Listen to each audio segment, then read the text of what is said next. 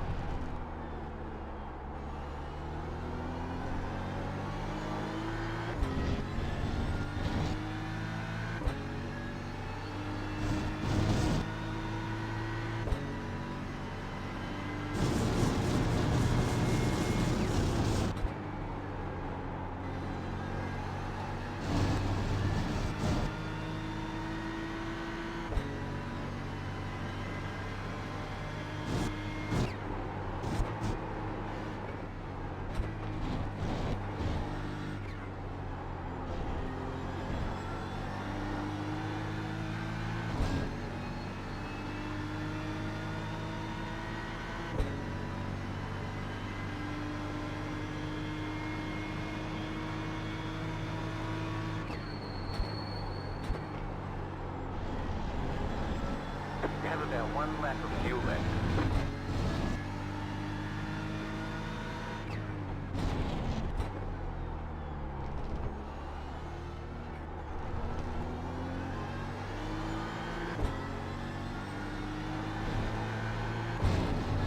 That was your fastest lap of the session. So here we are, just at the start-finish line. I'm just on the replay, and I'm going to talk you through everything, driving lines, track limits, everything from the lap you've just seen in full speed. So here we are coming down the start-finish straight. Already looking ahead to turn 1. And what I'm looking at here, I'm going for this 100-meter board. I'm going to move the car out to the left onto the curb. Don't go too far because there's a bit of a bump that gets more severe if you the further to the left you go. So I'm using most of it, but not quite all of it. And then just as we're going past the 100 board, just after we've gone past it, just gone out of shot there. You can see I'm just starting to brake there, just as the back of the car's going past it. So just a little bit of trail brake and down to 4th gear. And then we're picking up the power again once we get to the apex. And as we're leaving the apex, we go back to full throttle. And I think the thing here is there's various lines through this first 2 corners, really. So I'm running out pretty much as wide as you can without using any of this runoff. And the reason for that is it allows me to come back a little bit, just to open up this left-hander just a little bit. And then I'm taking it as tight as I can, still flat out. And then pointing the car back to the left-hand side here for the next corner. But the point is, you could take a bit less speed through either of the first or second corners, and that would allow you to set up the following corner, because you'd be able to get back further to the left-hand side for the following right.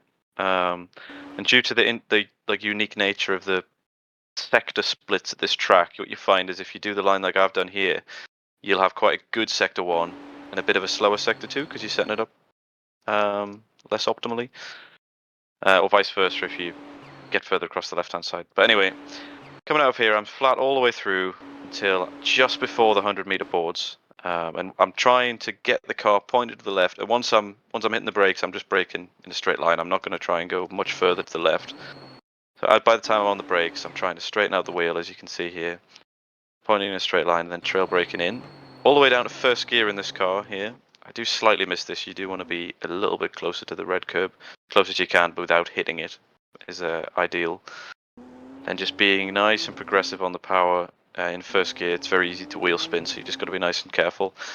And again, moving out to the right-hand side. We don't want to go too far. It's not necessary. You'll just end up adding too much distance to the track when it's not really required. You can see I get just to the right side of the center of the road, really. And then just about as we're in line with this outside curb or the start of the green bit here on the left hand side, that's about where we're braking. I think we are in second gear again by the time we're braking, but we go back down to first for the corner itself. You can see here trying to get as close to this red curb as I can without hitting it. I just find it kind of bounces the car out wide and then affects your traction on the exit, so best to avoid it. And then of course again we're trying to get a decent exit in first gear, so trying to be progressive on the power. Just try and stay as close as we can to engage in the traction control without actually engaging it. That kink we just went through is easily flat, so just staying down the right hand side for the straight. And then for this corner, I'm really braking probably about 70 meters, 75 meters, maybe halfway between the 100 and the 50 boards. And pretty much as soon as we brake, we're turning in. You can see I've got a little bit of steering angle there as soon as I'm braking. And we're almost trying to take this corner as a bit of a double apexer. So we go down to second gear eventually, but you can see I'm really hugging the curb initially.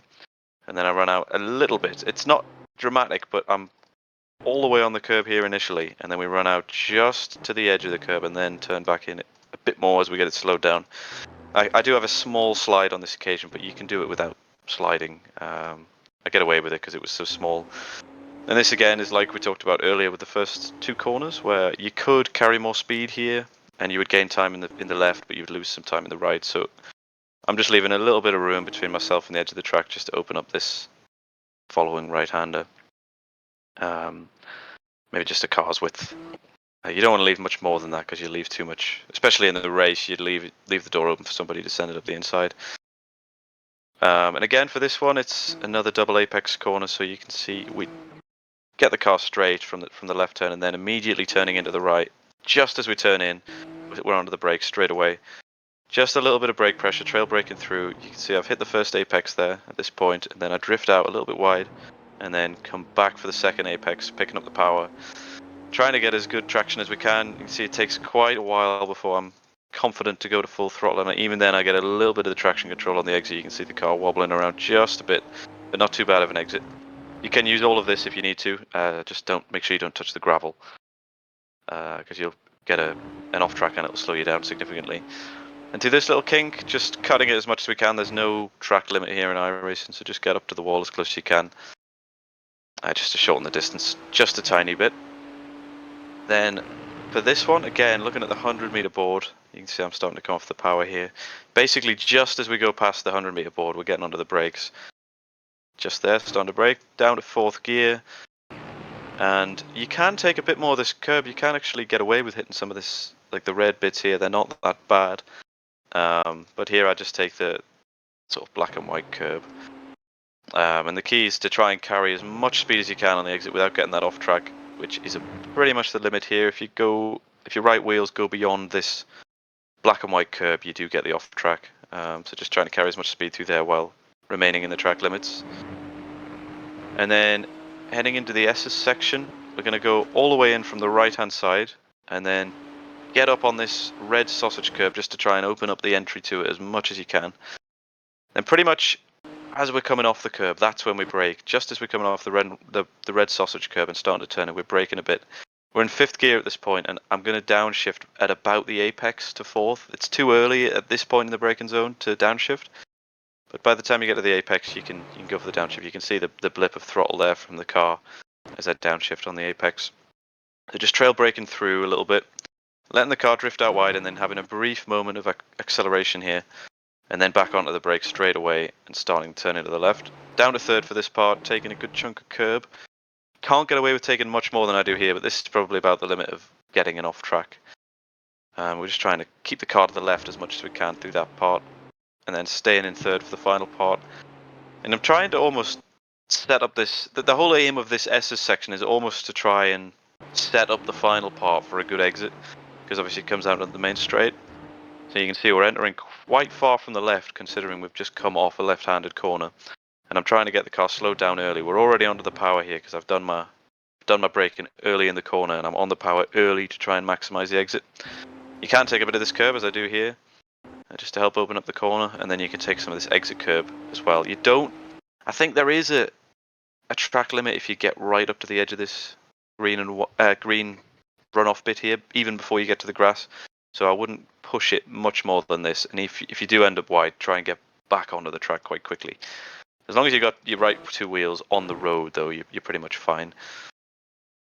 So just steering left straight away on here, just shortening the distance. We don't need to go all the way out to the right-hand side.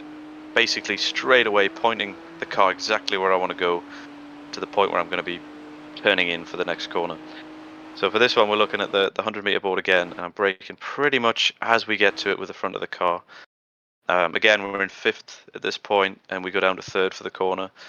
So just sort of trail braking in. I feel like it's not, in reality, you're not taking an early apex, but the way it feels for me is that I am getting in quite early for the apex. I'm aiming to get on the curb pretty early in the corner, and then progressively get on the power. It's almost like a widening radius corner, where you can end up carrying more speed than you think on the exit, just because the corner gets a bit less tight as you go around it.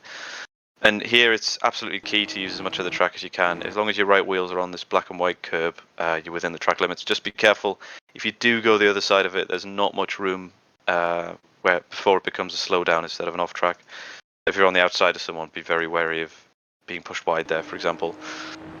And then we just got the final chicane to do. Again, we're looking at the 100-meter board. I think I'm braking a car length or two before it.